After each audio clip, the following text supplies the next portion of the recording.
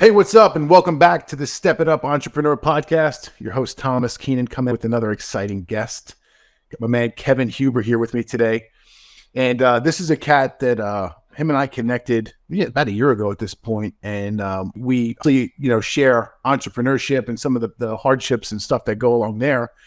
But we also connected more so on the personal side with just some health issues and stuff that our wives have experienced. So we may dive in and discuss that a little bit today if Kevin's open to doing so.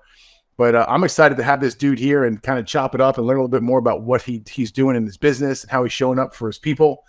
And with that, man, I'm excited to just chop up and spend time and get to know you a little bit better here. So welcome to the show, man. I'm glad to be here. It was I was excited to see the opportunity, and I'm a social light on the Book of Faces and LinkedIn. Us old guys, right? You don't get to. I ain't Gramming or TikTok, and the marketing people are. Yeah. So. Yeah. Same. You know what? And this is just full transparency for anyone who's listening here, right? The only shit that I actually post is on my personal Facebook profile, and then in my Facebook groups that I run, right? One of them is. It's not a public group. You have to apply to get in, right? And the other group is only for my paying clients. I'm personally active in those areas. Instagram, I'd say 1 out of every 15 posts that goes out is actually me. And it's like, dude, I'm on TikTok, I'm on YouTube. Like I create the content, and I'm there for the photographs, or my team takes a snippet of video, but they're the ones who are out there actually posting on those platforms. And I think part of it is like, you and I, like you just said, like, hey, old cat, I grew up back in the day when we had fucking VCRs. I don't. You had to bicycle down to the homie's house to see if you wanted to play, right? Yeah. You had the bicycle, a walker. 3 or 4. That was it. You couldn't just plug in and play video games, man. You had some channels and shit. Yeah, man. Remember blowing in that Super Mario Brothers 3 Nintendo cartridge. Right? Yeah. Some people won't know, man. So, we do IT, right? That's our skish over here. And years ago, I had the opportunity to start working with Nintendo of North America, right? Yeah. Start talking, build some relationships, right? You'll find over here our core value, number one thing, hey, creating authentic relationships every day. Care, right? That's the jam. So lo and behold, I walk into Nintendo. You have to be invited onto campus, right? Mm-hmm. You go in there and they have the history. They have like a museum of just everything that they've invented, they brought up, gave, you name it. But you can go to the store. They have a store there, right? And if you're a guest or somebody that works there, you can walk in there at every game that they currently have for their systems. Everything's $20. Mm. So everything you buy outside on the streets or in the Walmarts and stuff, that's $60, this, that, whatever. It was all super cheap, and it was, they had all the just stuff that you just don't see on the streets out in the public eye that you have access to, and it was so. As an old geek, right, old Nintendo guy, right, just talking about Duck Hunt the other day and how you get up next to the screen and real close. Yeah, quality stuff, man. Quality stuff. Yeah, so. Sure. I remember Nintendo first came out, damn robot. Yeah, and I never got that thing to work right. They had that glove thing and like my goodness, yeah, it's a lot has back to the comment about the Facebooks and the social media, and just it's funny, I think you and I understand that business has to happen right there, though. You know what I mean? Like at the end of the day, even though you and I maybe don't necessarily like certain platforms, you have to make sure that you're there, And 100%. That's some lessons I learned years ago in order to self-develop and learn a bit more about business, and which is funny because I had been in business at that point like 15 years. Yeah. Okay. But I was learning from some people, and they're like, "Hey, man, stop trying to fly under the radar, because if people don't know you, they don't know about you, what you do, and they have no idea what it is you can even offer them. So you have to get a bit uncomfortable and get yourself out there and tell the world what it is you do and how you could possibly help them. And don't come off like a used car salesman." Yeah, don't be like slimy, greasy guys, right? Yeah. So once I'm really big about understanding the why. behind the reasoning. Like, hey, okay, cool. You're telling me to go do this here. I get it. But once I understand why or the reasoning behind it, oh, now I could buy into it. And once I buy into it, it's like, all right, cool, just get out of the way, let me do my thing. And well, you realize what's filling the cup, and that's the why, right? Hey, this is, if I go do this, it's going to result in X, right? Over, But it's funny that you get on this side of the fence on the entrepreneurial side. You're running businesses and you're working with people that you've got to constantly be playing the long game, and you've got to constantly be out in front, not just a step or two, but 5 to 10. If you're really truly going to, the risks that you have to take as an entrepreneur, not from a monetary perspective, really, like just take the risks in general. You have to be willing to take those risks that are, 5-6 steps ahead of where you are now, right? And that's where everybody laughs and giggles and says, that guy ain't gonna make it, and then you make it, or I knew he shouldn't have done that, but look, how many people are out there taking those risks, right? That's the question. That's what I think separates, us, right? People, the folks that are gonna, follow these and read, see this thing and realize that they're gonna nod their head and go, yeah, you're damn right. It's tough making those decisions. It's tough gambling like that, but goddamn it, I'm the one doing it, right? And it's gonna hit. Some of it won't. But bingo. Yeah. So let's dive in there a bit more. What's your thought process, and how do you work? How do you interact? How do you stay 5 to 6 to 7 steps ahead? Well, great question. I look at it 2 ways, right? One, the direction of technology in my company, right? Where do I have to position the company when it comes to new technologies, evolving technologies?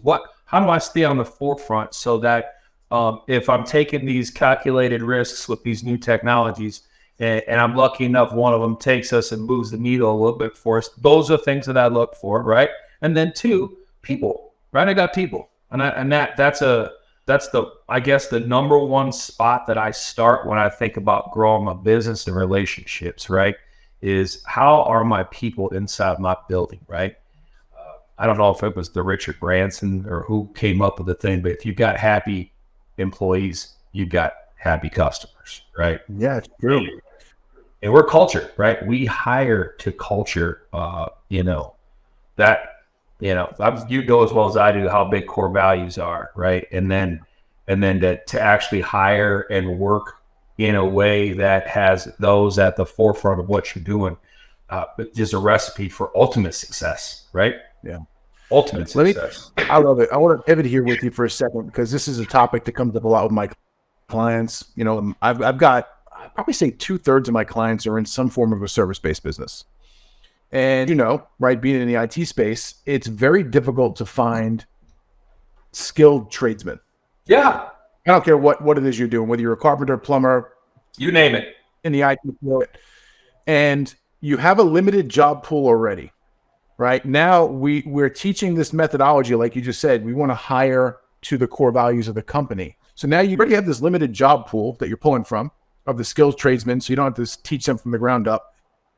And now you have it even slimmer, and sometimes it's very few people who are going to come through from that job pool who actually align with the core values of the company. So what does that look like for you guys? What's the hiring process look like? How are you ensuring that you've got new talent kind of like stacked up or in the silo, right, coming through the funnel kind of deal, ready to go? Like, what does that look like, and how are you assessing people to ensure that their core values align with your companies? It's a good question, because I think everybody wants to know how to hire the right person the first time without having to pay the piper, right? And there's no perfect way, right?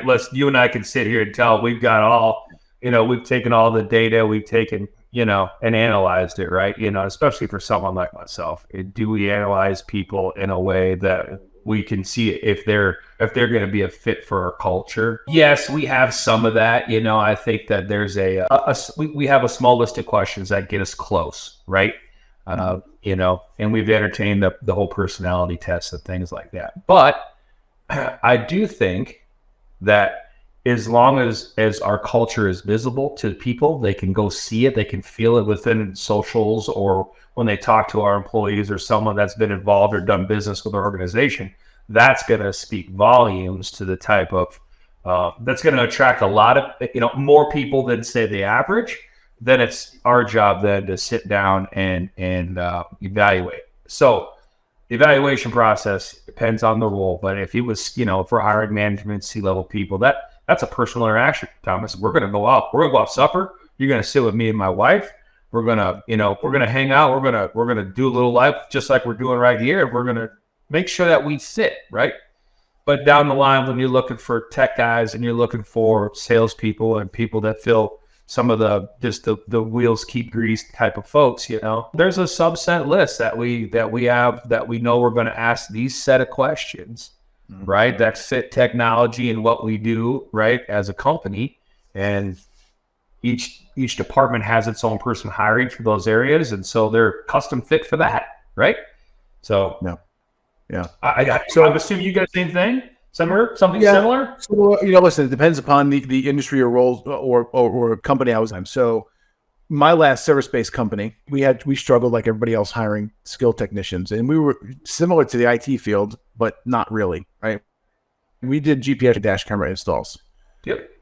And one of I'm real big with hoops. I like to trip people up so they automatically disqualify themselves before I have to waste any time in the interview process with them, right? Because in diving deeper into that, it's like I don't have time to read everything that comes over.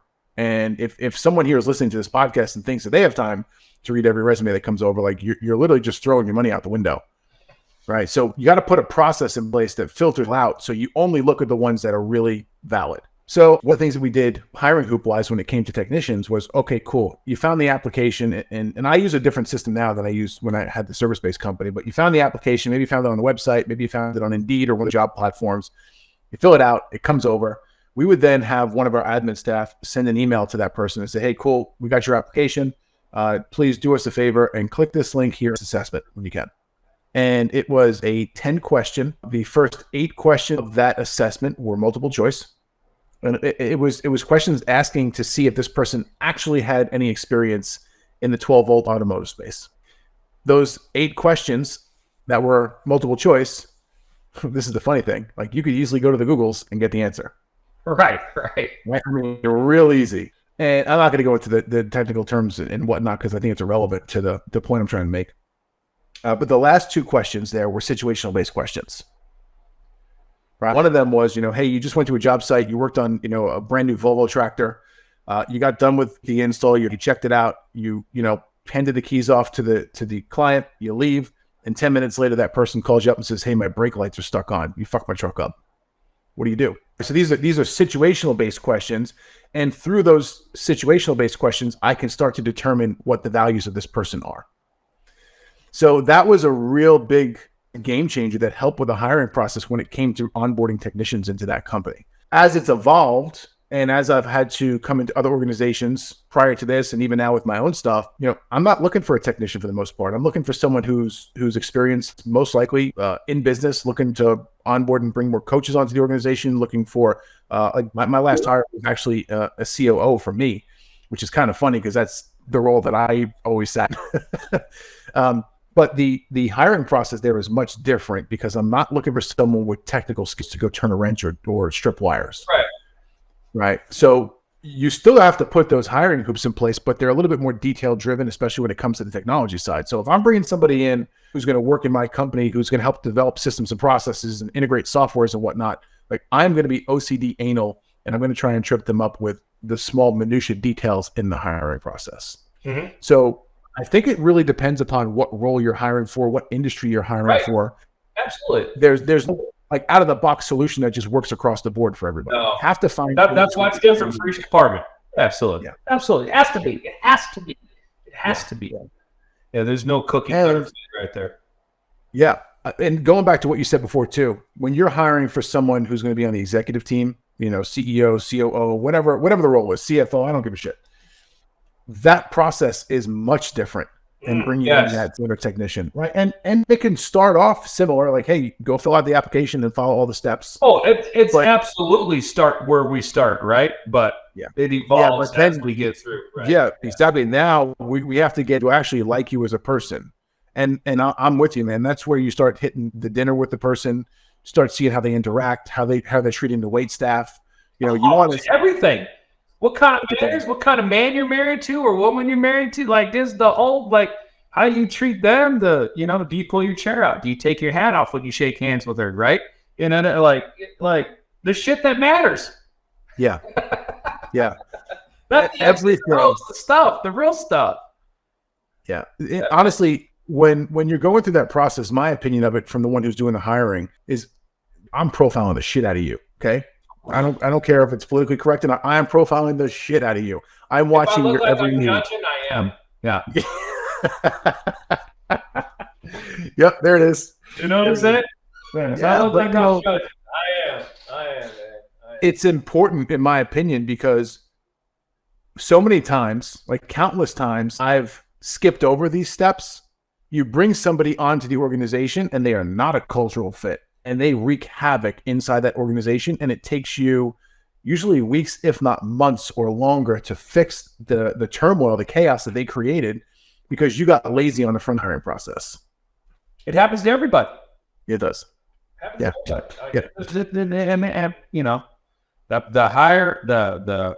hire slow and fire fast is like, heed that. They didn't come up with that saying, or somebody didn't come up with that because it wasn't true.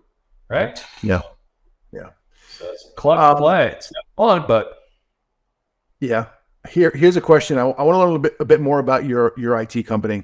So, just to get some context here, right? Like, you're obviously experienced with hiring and bringing on people in different seats, different levels in the company. Give me some background stuff. Like, how long you've been in business? What got you into the field, and what the current team size look like now, and who are you serving? Yeah, cool. I appreciate you letting me talk a little bit about it. So, just an old geek, right? .com bubble, right? Was in college in late 90s. So it was, I nerded out there. So college background in technology, right? This company, I started with them when they opened, which was 2006. So till now, I bought it with my business partner in 19. Mm-hmm. So I've owned it for a few years now. We're probably 30 people. We're probably at 30 people. We've got some remote folks, and but yeah, we're 30 large. As we've grown here, 2019 first purchase year, right? We put 2 years of just kind of getting our head wrapped around this stuff, the business side of it, right? Then we decided where we're going to grow, right? So we knew we had an opportunity from the service-based side of things to do managed services. So we opened up an offering from that, and that's really what's kind of grown the company, people-wise size. So to answer kind of the last bit of your question, Thomas, with who do we service, right? So a couple things. We service on one side of the fence small businesses around the country that have no IT person that they need, or they need an IT shop of some sort to help keep them protected. They don't have a lot going on. It's just need someone to make sure that they can check off the boxes for insurance and that they're safe on the internet, right? People need to be protected. The internet's a dirty spot. The other side of the fence is what we do project-based stuff. So what I like to tell people is we like to go do the stuff that everybody's kind of scared of doing, right? So we'll go in and like the country of Guam hired us, right? So we went down there, kind of blew up their infrastructure, the way that they distribute data and telephone to the residents of the country. And we made that more robust, more secure, backed it up, created a kind of a knowledge-based transfer that they pay credits with us, and we jump on throughout periodically through the year, work with the team, show them how to, do all that kind of stuff. So just a couple of ways, right? We're trying to be as dynamic as we can. We're always, trying to find new areas to generate revenue. But that's our probably two core focuses for sure. Yeah, that's really cool, man. So I got so many questions here. There's some directions. I'm just going to pick one. That way we don't go all over the place. Yeah. How in God's creation did you get connected with the country of Guam? Great question. And how did that relationship begin? How did it kind of just, flow into it's got to be a massive project? Yeah. I mean, it was the initial part of it, now several years down the road with it, where, it's just bolting on the pieces that are necessary. It started with a cold call. Hey, man. Hey, Thomas, this is Kevin over at the ITL, and I know I'm taking your time up here, but do you have a few minutes so we can sit and chat about all the great customer service and wonderful things of IT that our company does? Yeah, sure. Tell me what you got. All right, man. Well, listen, above and beyond, we got all these, parts and pieces in the the stuff that you need, but more importantly, someone you can count on, right? And we build this relationship, just like we're doing right here, right? And it's call after call, it's email, it's value. You know as well as I do. Keep coming with value, and people will eventually, right? So then we start doing business in Houston, right? Your backyard, right? Down the street. These guys are out of Houston, and it's a farmers it's for farmers. So it's a software program that they use in the agricultural business to kind of generate yields and just information that, one, they have to hand off to local governments, and then two, for their own well-being. This particular person, the country of Guam, was using this software for their farming and their agriculture. Hey, would you like to come move over to Guam, right? So this guy heads over there, right? Pretty soon he calls up and says, hey, I need you guys to come down here to get this straight, right? So we put together a package. Here's the fun stuff, man, right? Aside from the nerdy, geeky stuff that we did, I flew the team through Hawaii, gave them a day there to hang out, and then coming home, I flew them through Tokyo, gave them a day there to kind of see that culture too. And unfortunately, some of those guys have obviously moved on and got better jobs and then moved themselves up the ladder, but we still all talk about the experience, right? Yeah. The experience, it wasn't the work. It wasn't the idea that we were in a foreign country and we were hired by them to come help make it easier for their people. It was just the experience. That's all we talk about, what we saw, what we did, Yeah. That's cool, man. So yeah, cold calls. Yeah. Well, cold call, there's still a methodology to it. I've never been part of an organization that was big with cold calling. So I am definitely not the expert there whatsoever. However, I have picked up the phone and done it in the past. And I've definitely got some business from it too.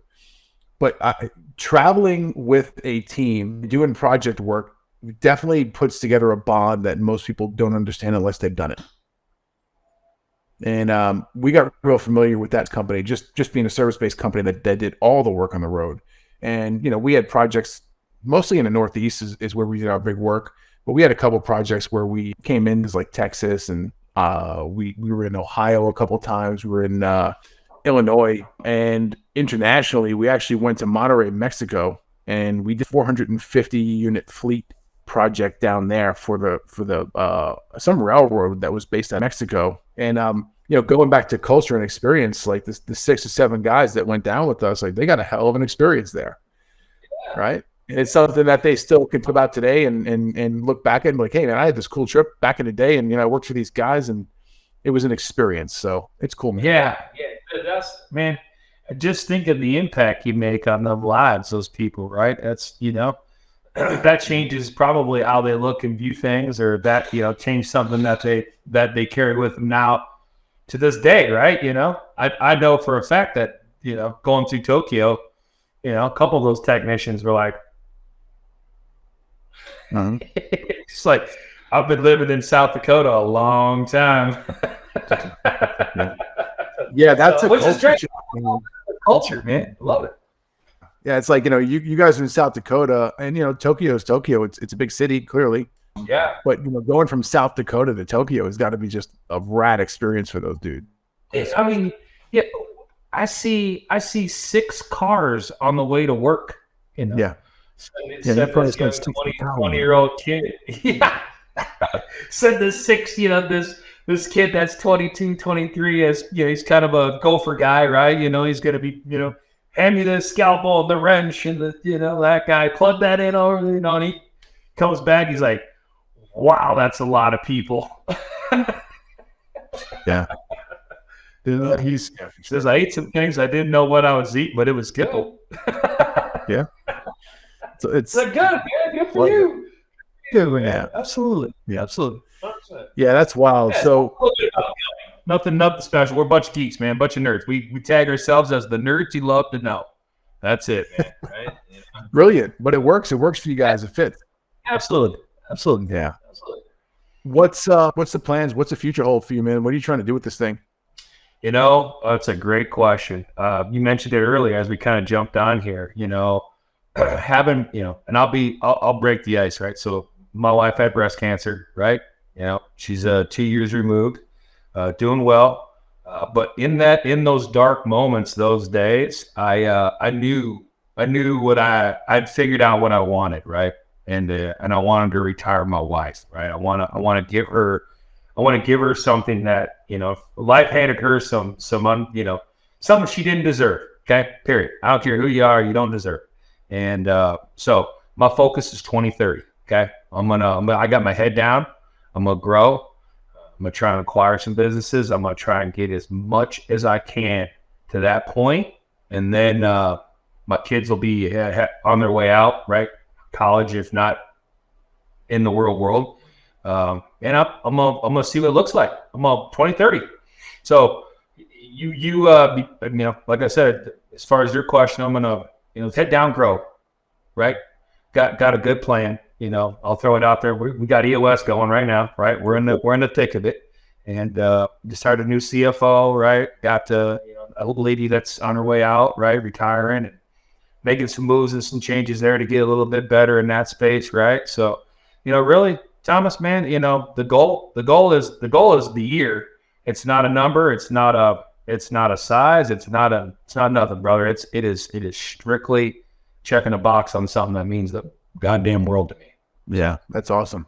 There's a lot of intentionality there. There's a lot of purpose behind it. I think the most important part, because a lot of people, in my experience, they get too caught up on some of the vanity metrics, you know, and realistically, yeah, cool. Money's great. Right. Yeah. But, and just the way that I've always operated, and I don't know if you're the same way or not. And if you aren't, that's not a bad thing. But I've always looked at money as more of a tool than anything else. Like, I understand the importance of money, and by going and helping enough people, the return is the money, and the money is a tool that allows you to go do other things, right? Help other people, buy back some of your time, go do some cool shit that you normally probably wouldn't do if you didn't have that money. So it's always been my perspective on it, and I'm just going to keep running that play. Well, I mean, at this point, you know, I got kids. It's not like I'm gonna go sit on the golf course every day and dick around and go out. You know, I got responsibilities. I'm the coach of the soccer team. My daughter's in volleyball. Just give me enough where I can go back and reinvest and double down enough times so that when all that stuff kind of quietly settles down and Mama and I are, you know, we can put her out cruise control. Shit, what do you got? That's the time to look and count, you know, hopefully count the commas, right? So. Yeah, man, for sure. Talk to me about EOS a bit. And for those who are listening who don't know what EOS is, it's entrepreneurial operating system. If anyone here has read the books Traction or Rocket Fuel by Gino Wickman, it's basically laid out in those books. Talk to me about EOS. How long have you been running or implementing it at this point? And what are some of the wins or changes you've seen in the company since doing so? So, you know, we're not very far, and our first team meeting with EOS is coming next week. So that's how new we are on it. Okay, cool. But the funny thing is, you asked about some success, and I've already seen it just in the leadership group that's inside this little team of ours, right? So what I will tell you is EOS seems to be very humbling as an owner, right? As someone who owns a company, and you bring in people that are not owners, right? But they're on the leadership team, and they get real with how they view, feel, and some of the things that are said amongst the team, right? In there. So one, you need, you know, it's tough to be told sometimes the reality of what it looks like versus what it really is, but what it looks like, right? Mm-hmm. So tough in that space. EOS is tough. EOS is going to be very real about where you want to go and what you want to do and how you're going to do it. It'll help, right? If you're serious about doing it, it will help. It will help any team. It does. EOS does not discriminate out. You can scoop dog shit or sell IT equipment. It works. I know it does because of the little bit that we've done thus far and the seriousness that we take it. And I think that at the end of the day, if anybody's listening and they say, I'm going to contact Thomas and talk about the COS thing, you should definitely do that. But more importantly, the people that you bring onto that team, make sure that they're, damn serious about winning with it, right? Because that's the success that's going to come out of it, is everybody buys in. Yeah, everyone's definitely got to buy into it as well. And I think EOS has done a really good job of, obviously they have the books that are meant for the business owner, the entrepreneur to read and learn more about it. And for those who don't know the game here, I'm going to scoop some marketing people. The book is the top of the funnel. They write the damn book, so you read the book and say, oh, I didn't even know it was a reality. And the book is intended for you to pick up your damn phone or go to your computer and go do some Googling on EOS and get involved with those people. And then they have a whole program on the backside of things, and it's not fucking cheap, by the way, for you to go and implement EOS into your company. So here's the deal. I don't implement EOS at all, right? And I've got a couple of reasons for it. I think EOS is fantastic, by the way. Let me preface with that. I don't implement EOS is because I'd have to sign a contract with EOS, and I would only be able to run EOS in any of my coaching and consulting with clients. And for the way that I operate and do things, it really doesn't work for me. Also, if you haven't figured this out at this point yet, I don't like when people tell me what the fuck to do. Right. I don't think anybody listening to this podcast is going to be the same way too. So, and listen, that EOS turns into itself, right? Like everybody's like, it's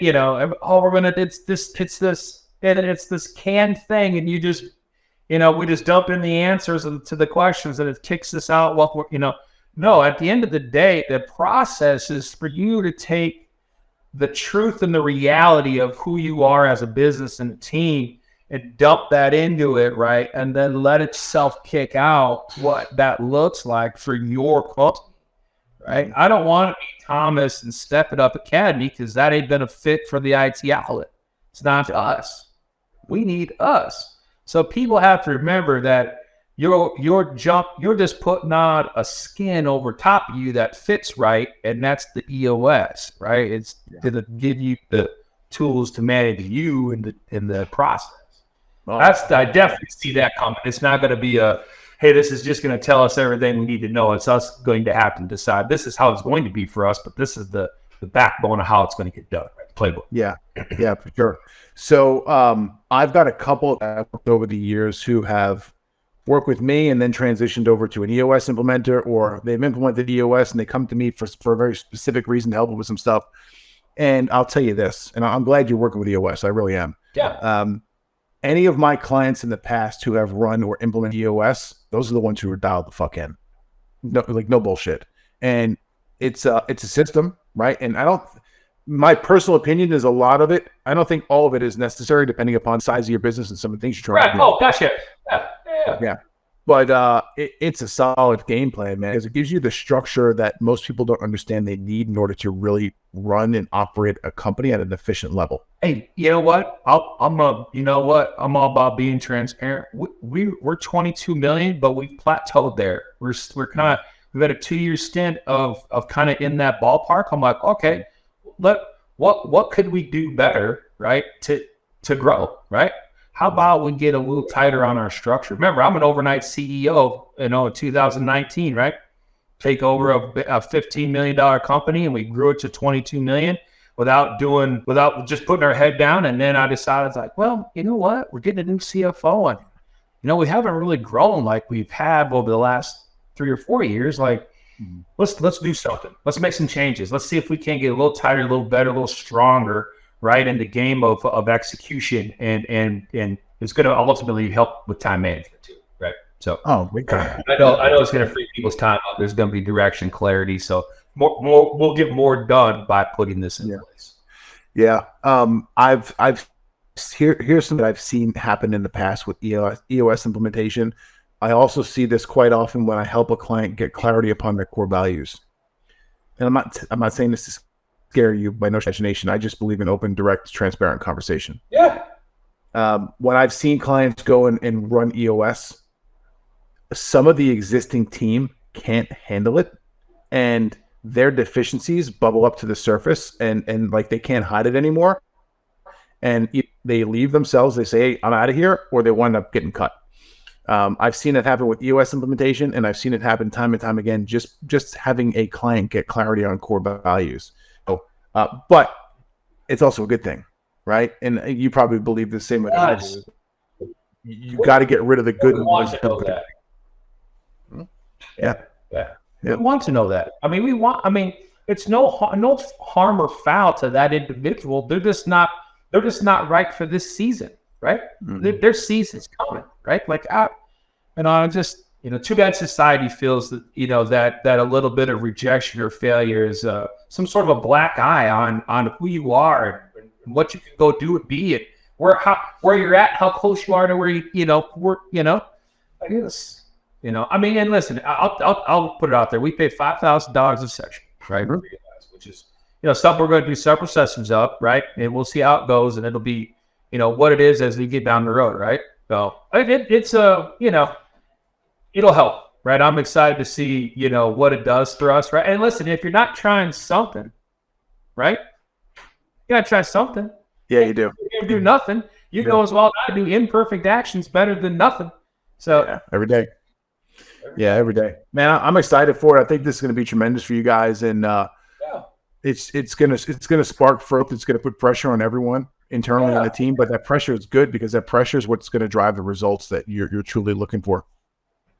Yeah, and again, we're working with we're the little things that we can do to help everybody be better, right? This isn't just an executive team thing; it's going to trickle down to the whole company, right? That's the goal, that's the plan, that's the right. So, but you're changing lives and you're helping people probably behind the scenes in their homes and their personal endeavors as you put these things in their lap and you show them this side of the fence, right? Is it personal? Yeah, right. But it's also like any of us know. The more we give, right? Yeah. It's true, man. It's true. Dude, this has been awesome. I appreciate you coming in here today and giving some insight and learning a bit more about you and the company and some of the cool things you guys are doing. With that being said, good old end of a podcast, give me places where people can go and connect with you, learn more about what your company's offering, and maybe do some business with you. Yeah, listen, and I always appreciate that, Thomas. Thank you. It's easy. It's just itoutlet.com, right? And if you're on a social media, you can find us out there. And again, you can find me out there as well. So, our website will give you everything you need to know about how nerdy we are. So I love it, man. It's great talking to you, and I appreciate you coming on. Yeah, thanks again, man. Appreciate you. Thank you for tuning in to the Step It Up Entrepreneur Podcast. Make sure you head over to stepitupentrepreneur.com and make sure you subscribe so you never miss an episode of the Step It Up Entrepreneur Podcast.